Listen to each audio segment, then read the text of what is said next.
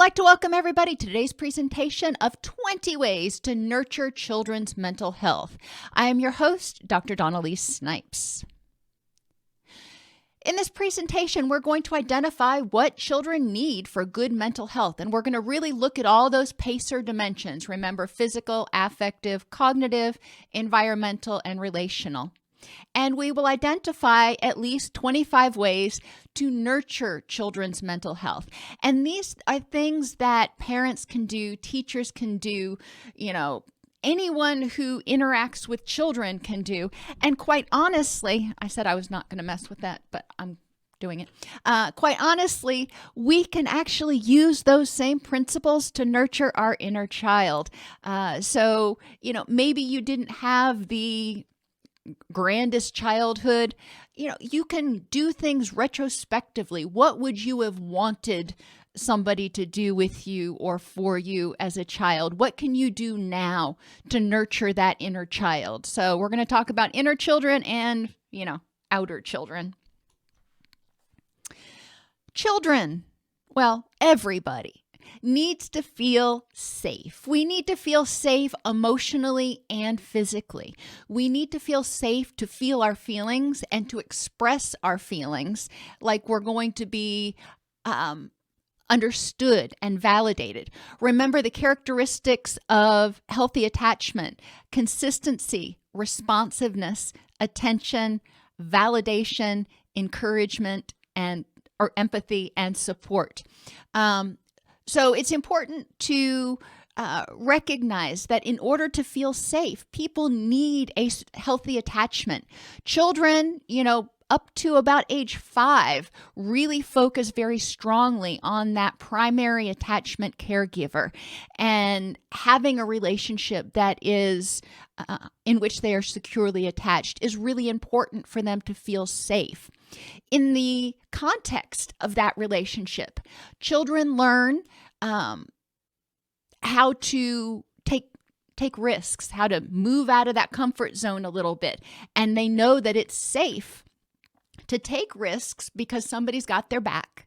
They know that it's safe to take risks because even if they fail, they've got a safe place to come back to. They know that it's safe to feel their emotions because that caregiver is there to help them identify and process those emotions. Children aren't born with coping skills. They're not born with regulation skills. That's what that responsive, consistent, empathetic, and validating caregiver provides. That caregiver can help them label their emotions. And I know I've shared with you guys before, when my son was little, there was one time we went to the office. He had to come to the office with me for some reason. And this was when I was working in a residential facility. And I was walking down, to one department. And I don't remember what it was that triggered him. But all of a sudden, he's walking down the hallway, this little 3-year-old little dude. He clenches his fists and he starts walking even faster. And he goes, "I am so angry." Well, okay then. To this day, I cannot remember for the life of me what he was angry about. But I am so thrilled with the fact that he, number one, could identify his emotions. Number two, felt comfortable expressing them because then we were able to stop and talk about whatever it was that was making him feel angry at the moment. So we were able to process that. But children need that. They need to feel physically safe. And unfortunately, with homelessness, there is a significant proportion of children, not a majority, but a significant proportion of children who experience homelessness and they may not feel physically safe. And remember, homelessness doesn't necessarily mean being unsheltered, being on the street. It may mean sleeping on a friend's couch because they lost their own housing. But physical safety means obviously safe from harm, but also having a roof over your head, food in your belly, clothes on your back. Children need that. Children need to feel competent or efficacious, if you want to use the fancy word. We need to make sure that they feel like they're able to succeed in school. And that is a huge factor when you look at issues that start to creep up for children. There's a direct correlation between failure in school or doing poorly in school and the development of mood and behavioral disorders. So we do, and a reduction in self-esteem. So we do want to recognize and ensure that children are able to succeed in school. Not everybody learns the same. Not everybody has the same academic strengths. We need to help students meet the bare minimum, the reading, writing, arithmetic sort of thing, in a way that's meaningful to them. And as a parent of a child with a learning disability, I know that there are challenges sometimes, but it's so important to be able to find the accommodations necessary and do it early on so children don't feel like they're failing because they are not smart. They recognize that they may have different needs than other people. Than other students in their class. They may, have vision problems. They may have hearing problems. They may have ADHD. They may have dyslexia. There's a lot of different things that unfortunately tend to go undiagnosed for way too long that impair children's ability to be as successful as they can be in school. As clinicians, it is important that we try to screen for this. As parents, it's important that we are alert to this. If our child is, not succeeding the way we feel that they're capable of succeeding, then we need to examine why that is. Culturally, and I don't want to go too far down this rabbit hole because that's a whole different presentation, but culturally, certain cultures learn more effectively through writing, and certain cultures learn more effectively through lecture, through auditory means. And if you have a student who's not in an environment that meets their needs, they are more likely to struggle. We see this a lot with Alaskan Natives. So that's just a whole different thing. I have a video on Alaskan Natives on the YouTube channel if you're interested in that. But that being said, we do need to prevent problems. We need to nurture their mental health by making sure that they can succeed at the basics and enhancing, focusing, praising, reinforcing the things that they do really well.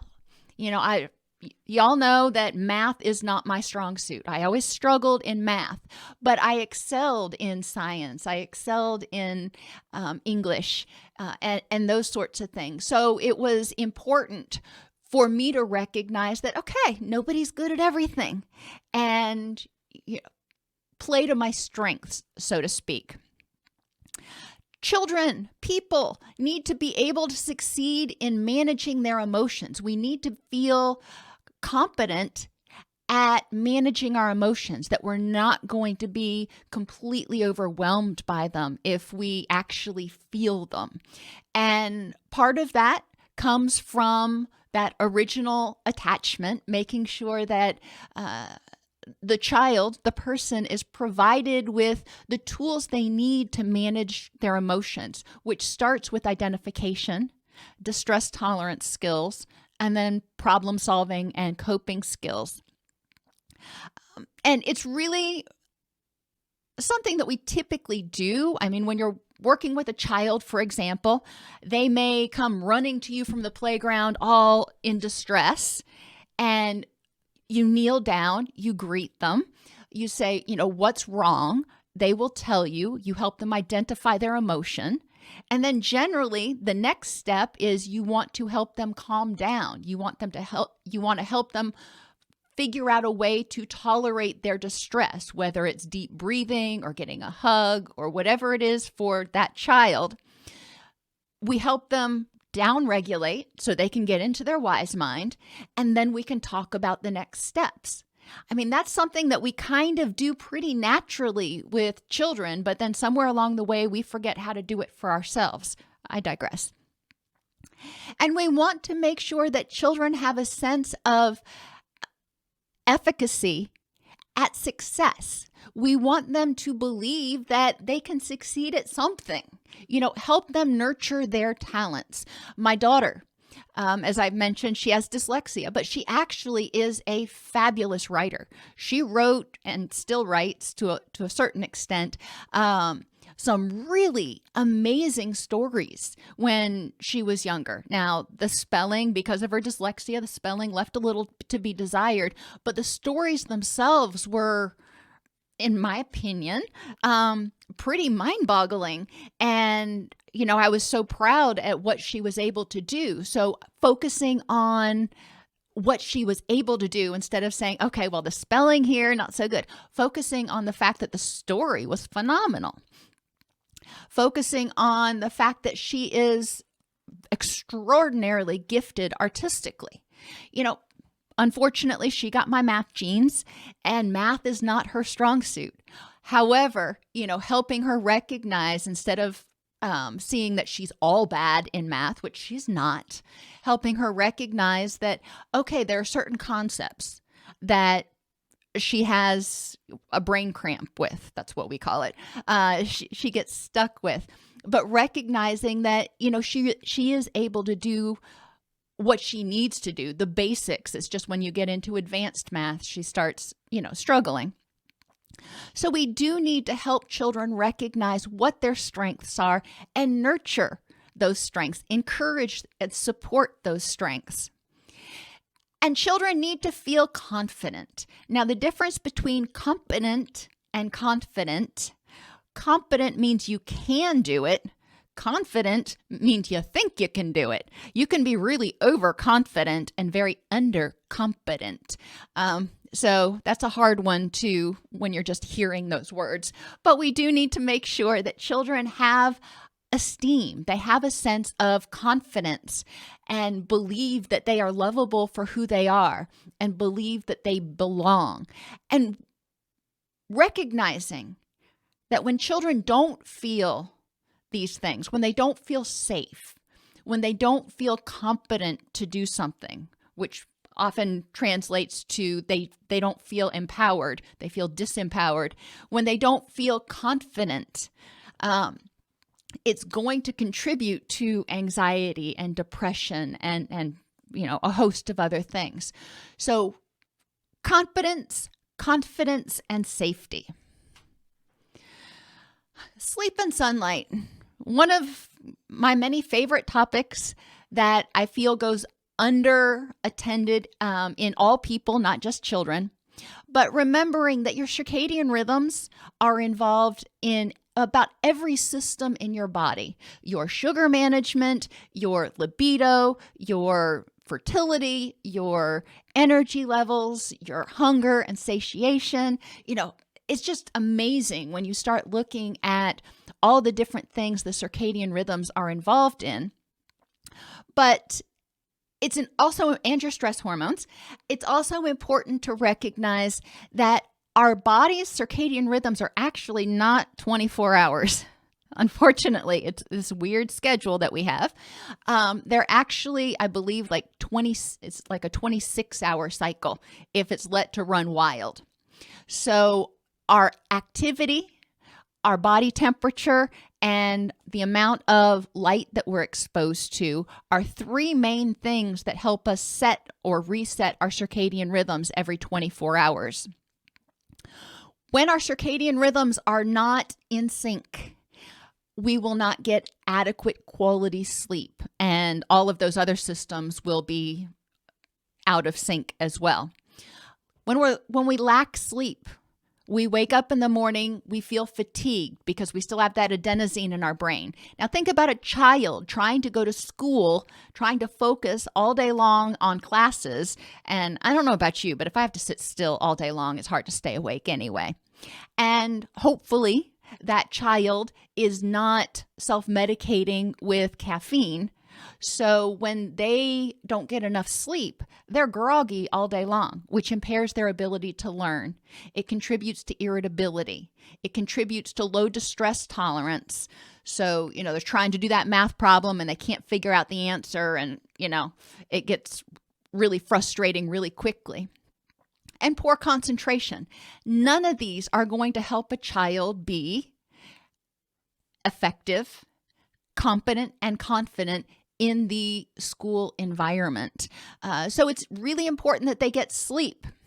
Additionally, sunlight can be helpful for producing more bioavailable vitamin D, which is necessary for bone development. It's also necessary for mood. There's a significant correlation between mood and vitamin D levels. As the research on seasonal affective disorder really started us becoming more aware of the significant correlation between depression and vitamin D deficiency.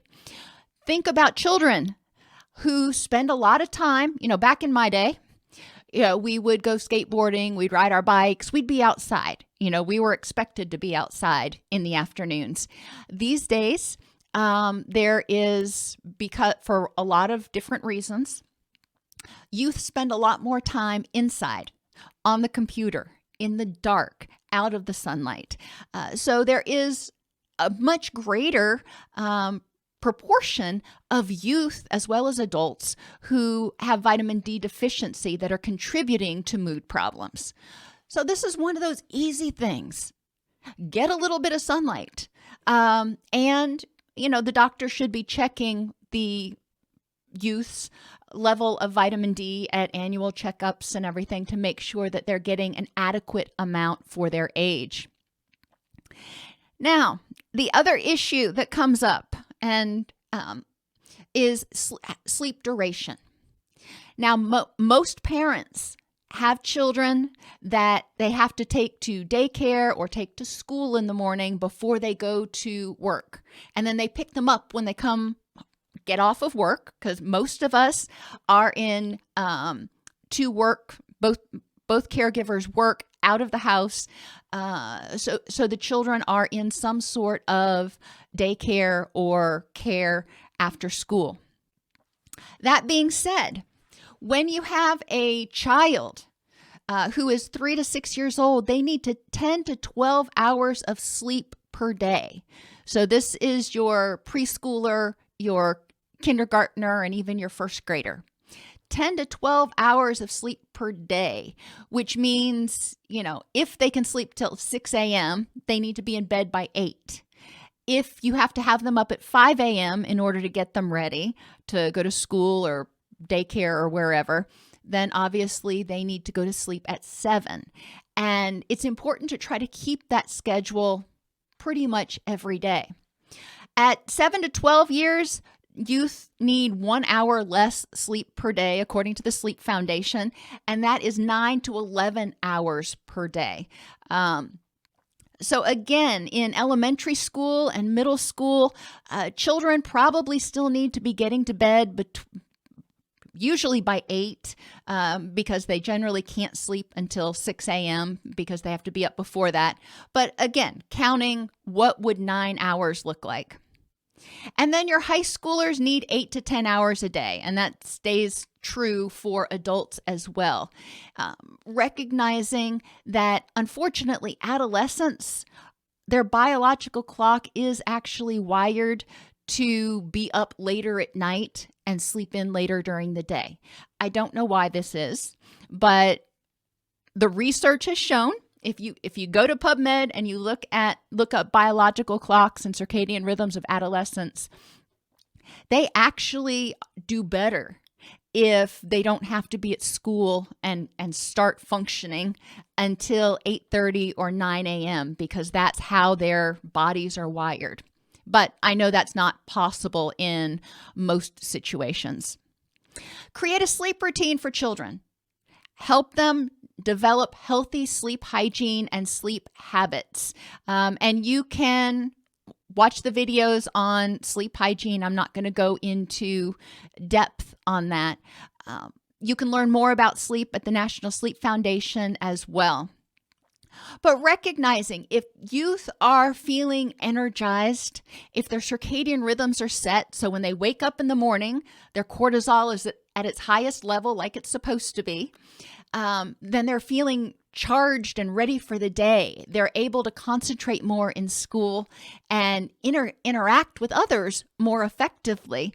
So not only are they feeling more competent in their schoolwork, but they're also probably feeling more confident in themselves and in their relationships. So sleep in and of itself can be a big thing. Eliminate caffeine. Caffeine stimulates the HPA axis, leading to a perpetual state of stress, and has a half-life of 4 to 8 hours, or 5 to 8 hours on here.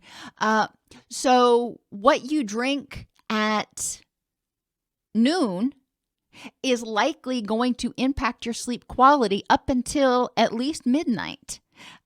So that's important to recognize for children, especially that because children with that brain that hasn't fully developed yet respond more strongly to chemical insults, they call them. They respond more strongly to stimulants and other things, and that can cause lasting changes in the brain.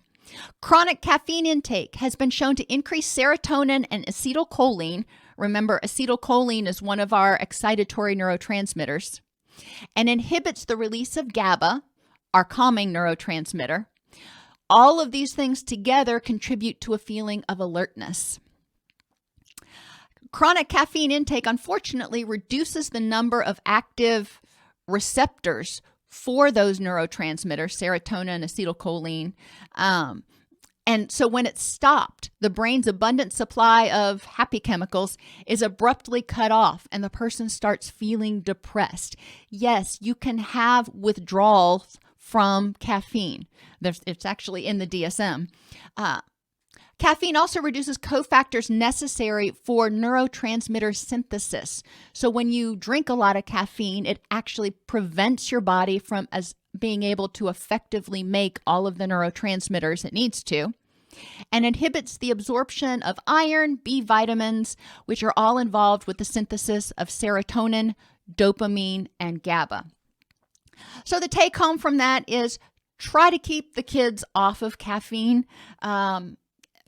if at all possible, and definitely off of those, energy drinks and things like that, because it does do a number physiologically on the neurotransmitters and the hormones and the HPA axis.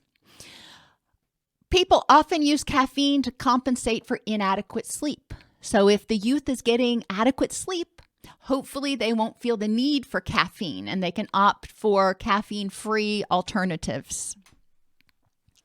Nutrition provides the building blocks to make neurotransmitters responsible for mood, motivation, libido, concentration, and energy. And I know you're thinking, teenagers, libido, don't really want to enhance it, but it's all in one package.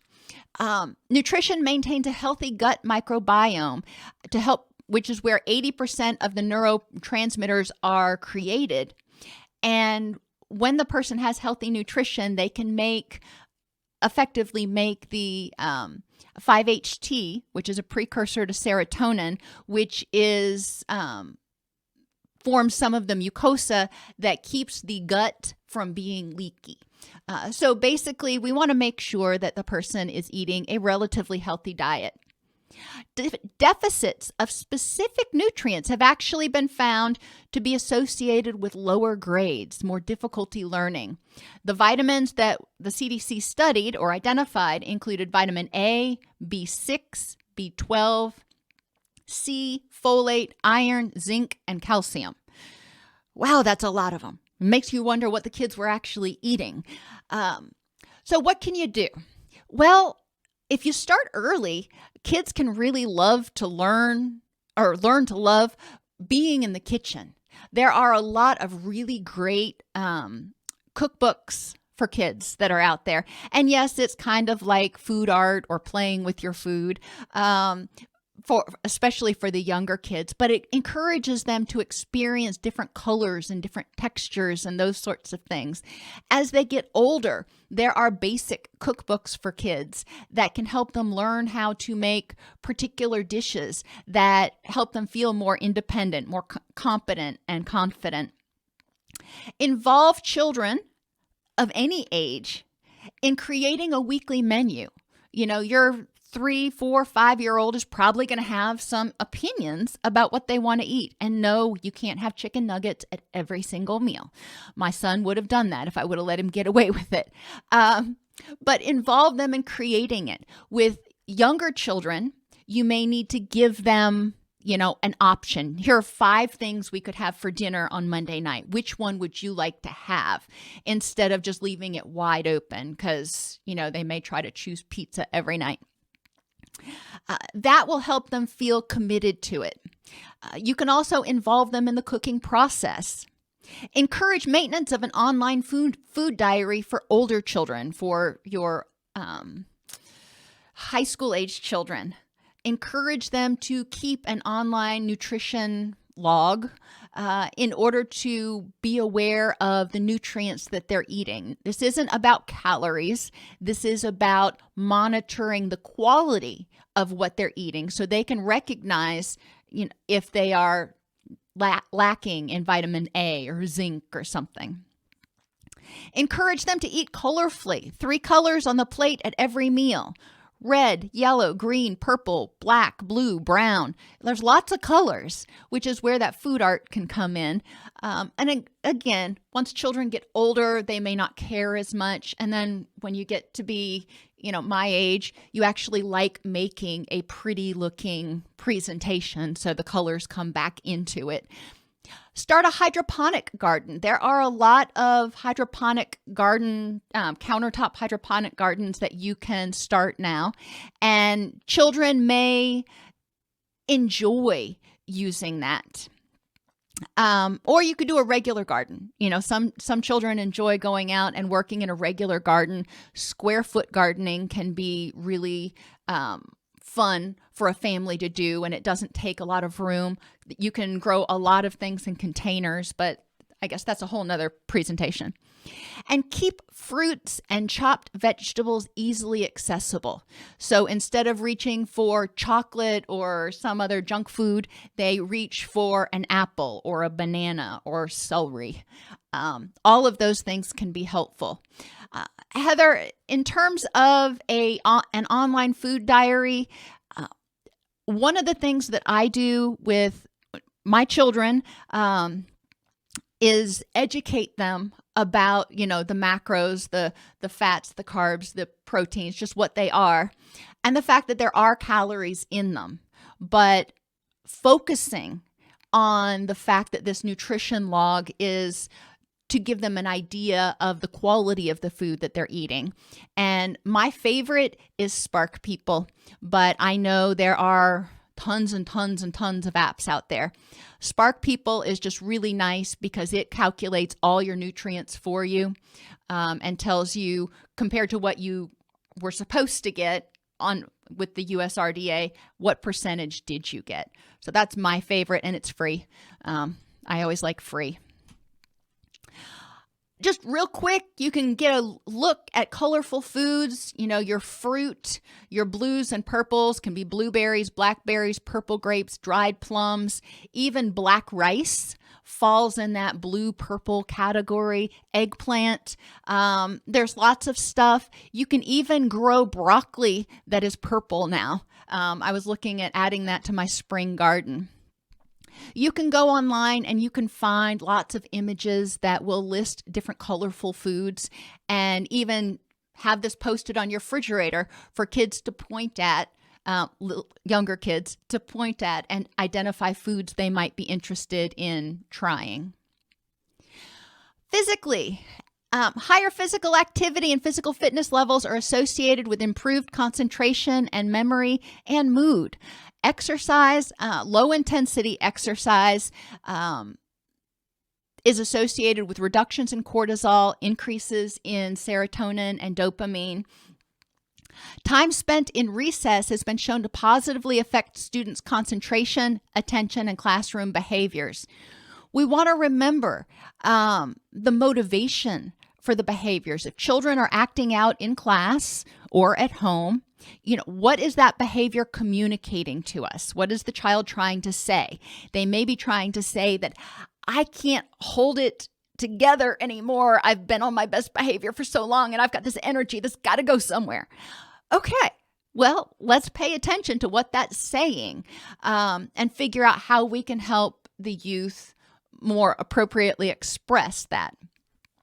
Brief classroom activity physical breaks, 5 to 10 minutes, are associated with improved attention, concentration, on-task behavior, and educational outcomes. So letting them get up, once an hour and, walk around, stretch their legs, do something for 5 minutes, and then having them get back to their seat actually does help get that oxygen flowing, get that blood circulating again, which increases attention and focus. Children and adolescents ages 6 through 17 should do at least 60 minutes or more of moderate to vigorous activity daily. That is intense. For most children who aren't doing anything right now, if we could get up to 30 minutes of light to moderate exercise a day, we would be doing wonders for their mood, for their circadian rhythms, for their health. 1 hour of moderate to vigorous physical activity is probably a pretty high bar, but I would love to try to go there. They can do this with bike riding, including stationary bikes. If you put it in front of the TV, so if you want to watch SpongeBob, you got to be on the bike. Basketball, walking, balloon toss, tag, dancing, obstacle courses, and even on rainy days, you can do these in the house. Get a mini trampoline. Get creative with how to expend some of that energy and, help youth move around and not hate it. Just going to the gym or running or something may not be what your child likes to do. We want to encourage them to embrace a lifestyle of health and fitness. Recreation and relaxation is also important. Many youth get up, go to school, come home, do homework until 8 or 9 o'clock, then go to bed with little time for true relaxation. That's not helpful. They need to have that time to sharpen the saw, so to speak, to rest, relax, to enjoy life for a minute. Relaxation is the state of being free from psychological and muscle tension.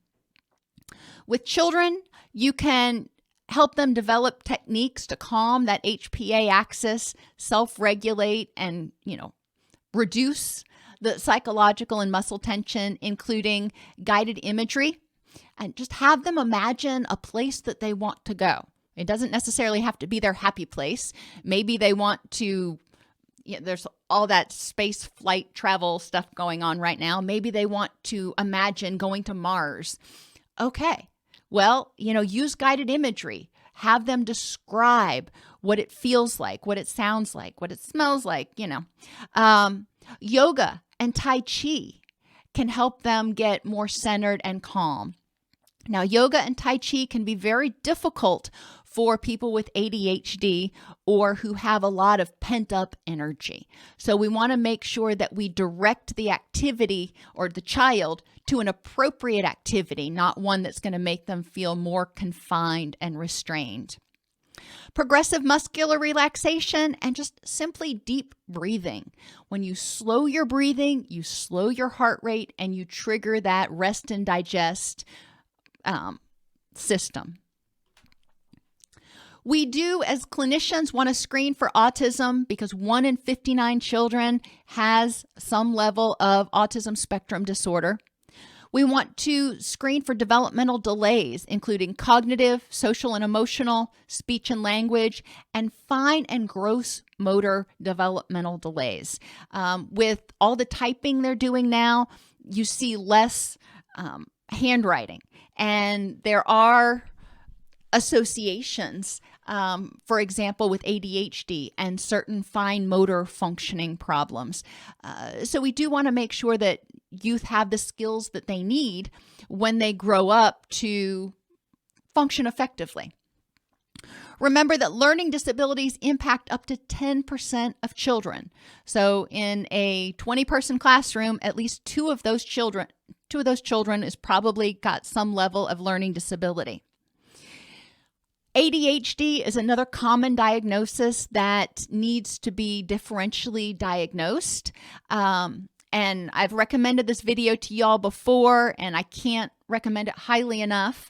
Asperger's disorder and other common misdiagnoses and dual diagnoses of gifted children.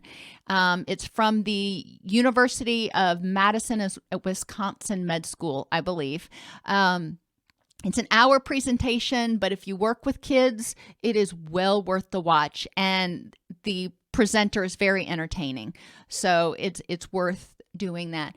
But if we are to help them feel competent and confident, we need to make sure that we are providing the accommodations that they need in order to, and helping them figure out how to get the accommodations they need when they get older, in order to ensure that they are as effective as they can be. Mood disorders impact between 3 and 8% of children. Depression is 3%, anxiety is 8%, and PTSD is 4%. My guess is that number is going to be markedly higher in the coming years because of a lot of stuff that's happened in the past 8 months.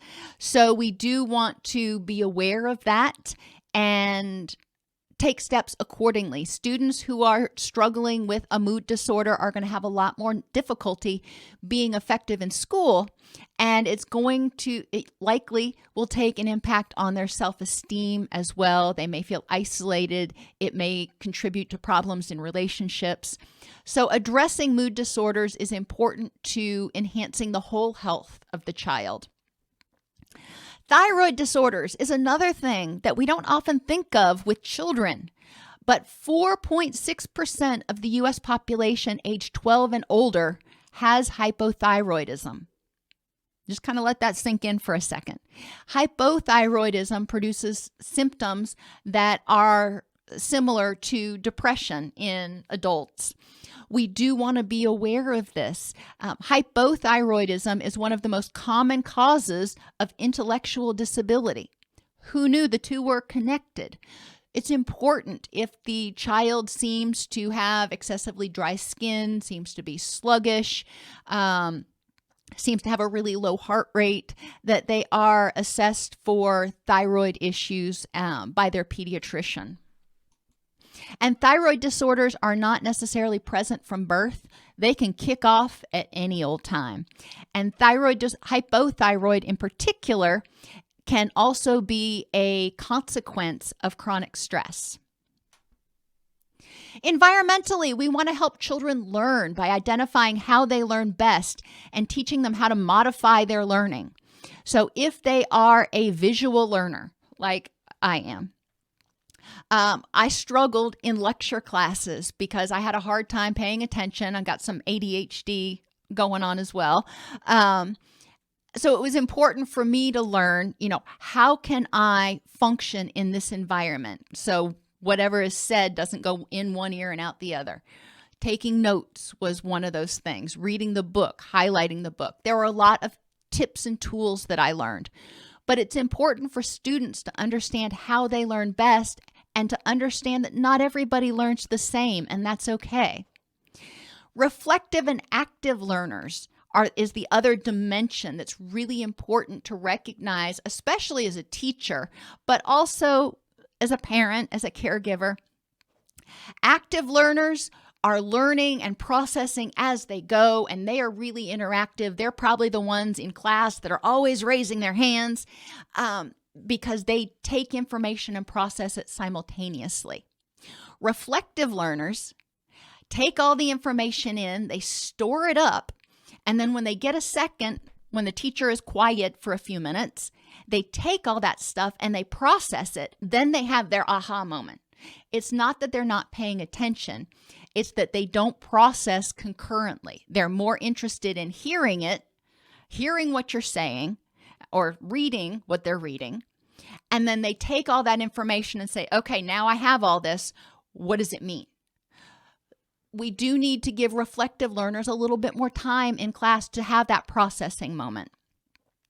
Encourage students to apply what they learn to things that are important or useful to them. When I taught my son about Newton's laws, I loved that day. We put on our socks and we had solid floors, and we learned about friction by skating down the floor and then taking our socks off and trying to skate down the floor. And you know how well that works with naked feet on a bare floor. Just making it something fun. We learn better when we are having fun. For biology, we got our yard certified as a something habitat, as an animal habitat by the National Wildlife Foundation. You can do that, if you're a teacher, you can do that with your schoolyard. You can encourage students to do that as a project, as a homework project, even if they live in apartments. Maybe they can't do it for their house, but maybe they can talk to the manager at their apartment complex and create a little area in the complex that is a certified wildlife environment. They can learn about nutrition and how it prevents broken bones, or hand washing and staying healthy. All of those things strike a chord with a lot of children. It's important to set structure and limits. Believe it or not, structure and limits helps children know that the caregiver is there, that the caregiver is paying attention, and that they care. It also helps children learn to self-regulate. They learn to set limits by having limits set on them when they are younger. Structure and limits also create consistency and predictability in a sometimes, often chaotic world. It creates that feeling of safety. They know what to expect. My son is very structured. He's very much on the J side, on the CRC. When he was little, he went to kindergarten one day, and they were having a birthday party early in the morning. And he went into class and he sat down on the circle rug because 8 o'clock was circle time. And, as I said, they were doing a birthday party that morning instead. And he was just determined that he was not going to move. He kept telling his teacher, "No, Miss Jessica, it's 8 o'clock. 8 o'clock is circle time." And I was like, alrighty, God bless him for being consistent. Even from the time he was an infant, you could set your watch by him when he would go to sleep, when he would wake up. But he has always thrived on consistency and predictability. So interventions for structure and limits. Make sure that there are clear house and or classroom rules. For younger children, it may need to be a pictorial representation. When you go somewhere else, like you go to grandma's house, review the rules there so children know what to expect and know what's expected of them. And review rules regularly, even before getting out at the park, review what's expected with younger children. Reduce exposure to adverse childhood experiences, including physical, verbal, or sexual abuse or neglect. Obviously, we want to intervene whenever possible. We want to guard our children as much as possible from these things. We want to reduce their exposure to family members with uncontrolled addictions or mental health issues. So if somebody is in a florid psychotic state, that's probably a potentially scary environment for a child. Not to say that you don't want people interacting, but you do want to make sure that the family members are in a place where they can be emotionally as well as physically available to the child. Caregiver loss can be a huge thing, whether it's because of death or divorce, where one parent just leaves and really disconnects from the child. So what do? We want to encourage self-care for the caregivers so they can be emotionally and physically available for the children, as well as self-care for the children, helping them identify, what they need and what they need to do, keeping themselves physically healthy too. Regularly discuss children's feelings and thoughts if the family member has a mental illness or an addiction. Children don't really understand a lot of that, especially much younger children. So it's important to work with a counselor who can help explain it to them, who can help them process their feelings as they arise.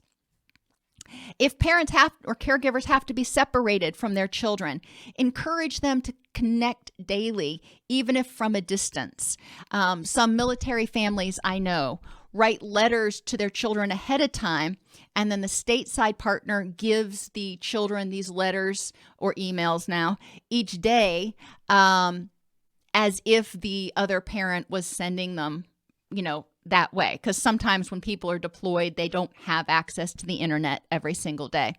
But that keeps that connection going and encourages them to respond to that caregiver who is deployed, for example. Safety, emotional and physical. We want to ensure that children's environments are free from threats to their physical safety, from bullying or verbal abuse, and are rich with images that help them feel safe, special, and included. So looking for things on social media, in television, music, posters that help them feel safe, special, and included. Some of my favorites, Dr. Seuss, Oh, the Places You'll Go. Dr. Seuss has lots of really good ones. The Middle by Jimmy Eat World, Confident by Demi Lovato. Both of those are songs. And inclusive television shows. We want to help them learn to be safe from their internal critic. Teach children early on about negative self-talk. Don't model negative self-talk or use global criticism. Instead of saying you're a bad child, you're a bad boy, say, I love you, but that behavior was a bad choice. We always talked about bad choices in my house. Teach children to separate fact and feeling-based reasoning. Focus on objective facts. Identify and address things over which they have no control. A lot of times children feel like they are supposed to have control over everything. If grandma gets sick, they may feel like it's their fault. So we need to help them process the things that they have control over and the things that they don't have control over, and then develop the skills needed to accept those things over which they have no control. So again, if grandma gets sick, you have no control over this. How do you deal with it? We want to make sure that we're providing attention and unconditional positive regard for the child for who they are, not what they do. And we can do this in a lot of different ways, by praising, by giving, paying attention to what they do, praising what they do well. Obviously, constructive feedback is going to have to happen with just about any person. Providing communication to them in their love language. Yes, even children have love languages.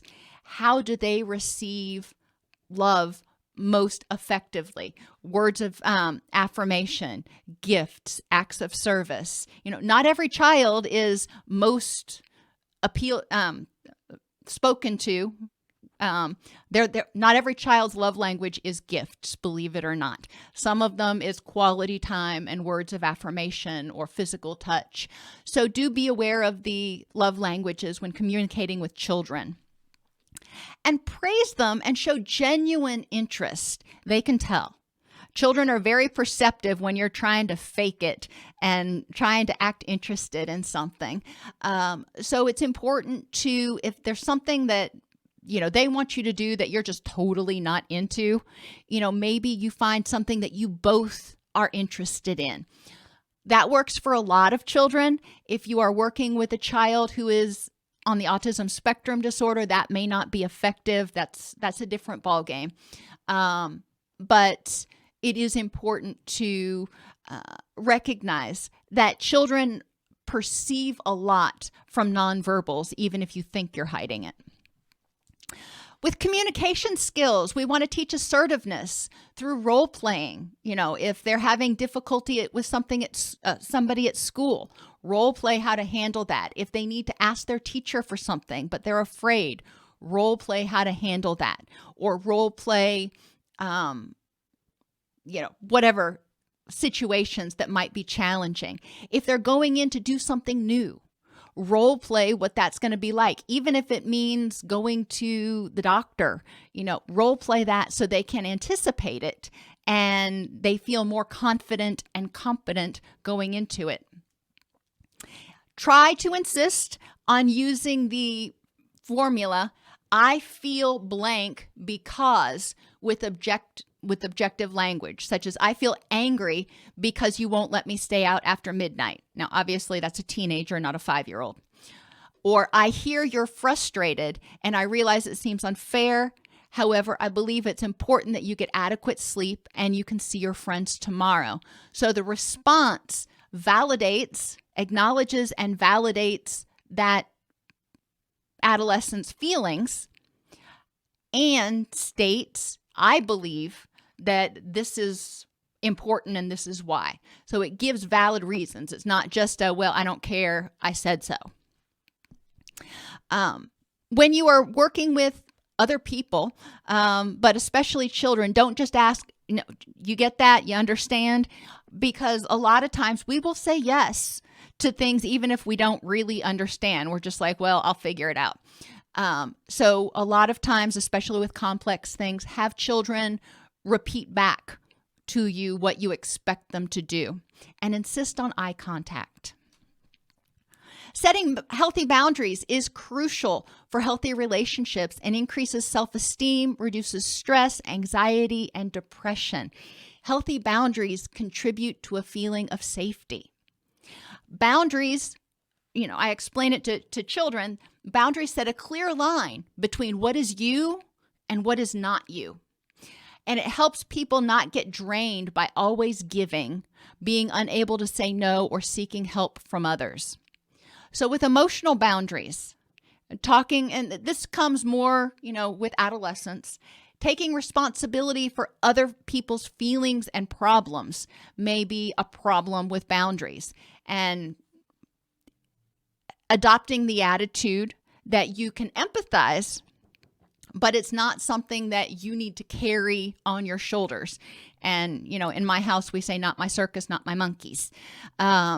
Letting other people's feelings dictate your own indicates poor boundaries. It's important, again, to recognize the difference between empathy, where you can empathize with how they feel, but then you can disconnect and get back to how you feel later.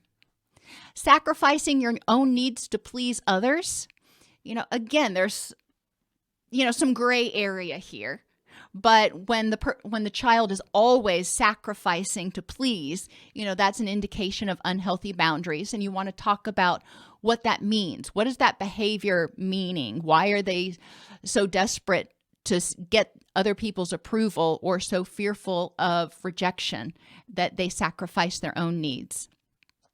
And blaming others for your problems is another example of poor boundaries. So you want to explore that with children.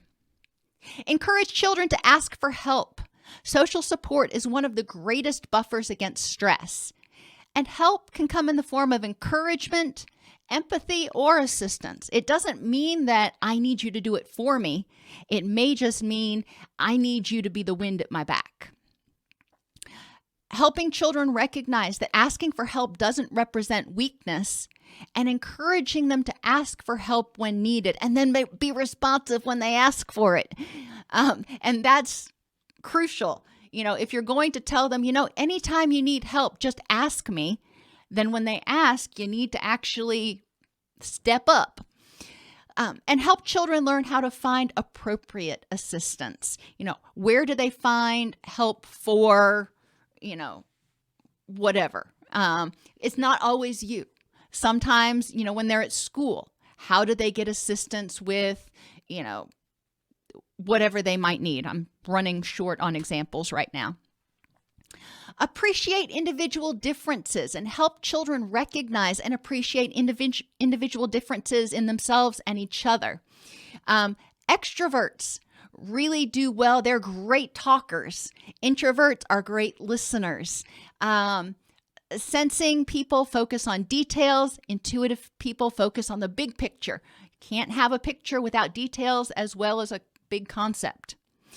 Thinkers versus feelers are just motivated by different things. One's motivated by facts, the other's motivated by everybody feeling happy.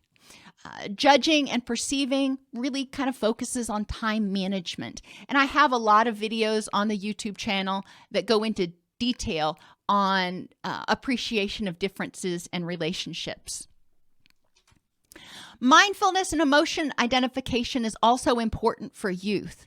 Children who can identify vulnerabilities and emotions can often intervene before they enter that red zone, that danger zone, that emotional dysregulation zone.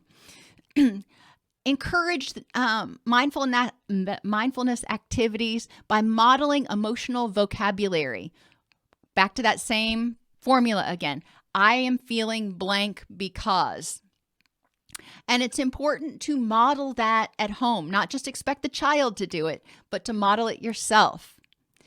Prompt mindfulness in children, saying, it seems like you're not happy right now. What's going on? And encouraging them to respond with, I am feeling blank because. Teach them how to do a body scan periodically to identify their energy levels, their fatigue, whether they're sleeping well, their appetite, pain or discomfort, or any urges.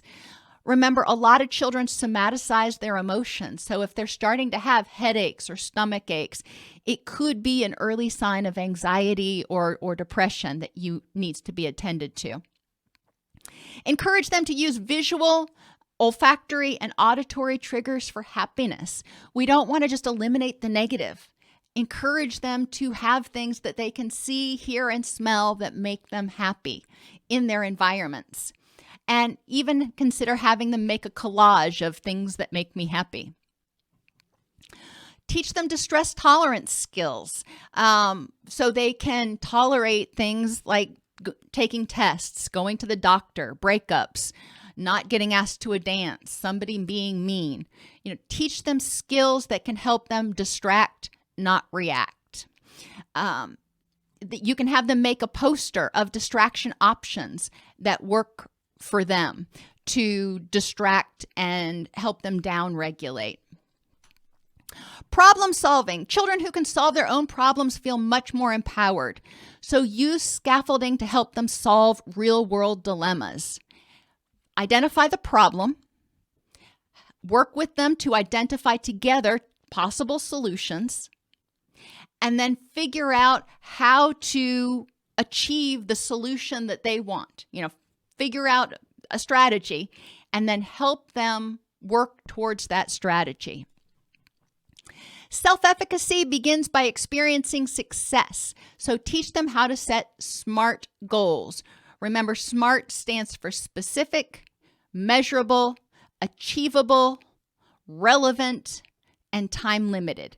With children, you really want to make it as time limited as possible, like getting all their assignments done this week, not necessarily waiting and having semester end goals. Psychological flexibility. Encourage children to reflect on what kind of person am I? And you can give them a values worksheet. They have a lot of them online you can find. And talk with them about what it means to embody those values, like compassionate. What does that mean? Encourage them, once they've identified their top 5 values, to do one thing each day that embodies at least one of those values. Encourage them to identify the people and things that are important to them. Encourage them to be aware of how they feel at any moment, to practice mindfulness. And when they feel distress, ask themselves, okay, what can I do to improve the next moment? What can I do to move closer to nurture the things that are important to me and to not give my energy to things that really aren't that important? Explore cognitive distortions, all or nothing thinking, help them find exceptions or solutions. The fallacy of fairness, recognizing that they may not have caused it, but they've got to fix it. Evaluate the facts to combat magnification or exaggeration. Encourage them to remember the positive things that they do and the positive things in their life, because too often we get caught in the trap of minimizing the positive. And if they over-personalize, have them reflect on which parts of that situation were their responsibility. Finally, learn optimism. We are wired to pay more attention to the negative for survival. This can lead to a negative outlook and prompts us to be more aware of negative things that happen and interpret events through a negative filter. So encourage them to develop optimism through positive journaling, focusing on not only the things that went bad that day, but also the things that went well. Encourage them to embrace the idea of living in the and. I can have this thing that's distressful and still have a rich and meaningful life.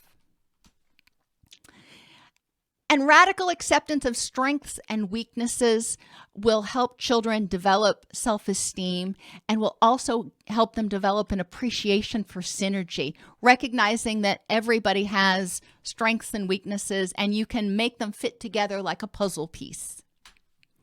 Help children prevent vulnerabilities, enhance mental health by helping them address cognitive and emotional issues, ensure they have a safe environment, and teach them healthy interpersonal skills.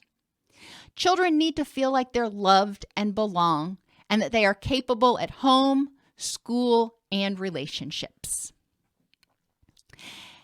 Everybody have a great day. And yes, I agree with you, Pat. Sign language can also help children who are younger communicate. Our son used sign language when he was an infant. And I think we still use it out of habit a little bit occasionally today, but that definitely can help children start communicating at an earlier state. Everybody stay warm, stay safe. If you're in one of those snowy areas, stay out of the road where it's all slippery and all that kind of stuff. And I will see you on Thursday. If this podcast helps you help your clients or yourself, please support us by purchasing your CEUs at AllCEUs.com or getting your agency to sponsor an episode. A direct link to the on-demand CEUs for this podcast is at allceus.com/podcastceus. That's allceus.com/podcastceus. To sponsor an episode of Counselor Toolbox and reach over 50,000 clinicians per week, go to allceus.com/sponsor. Thank you.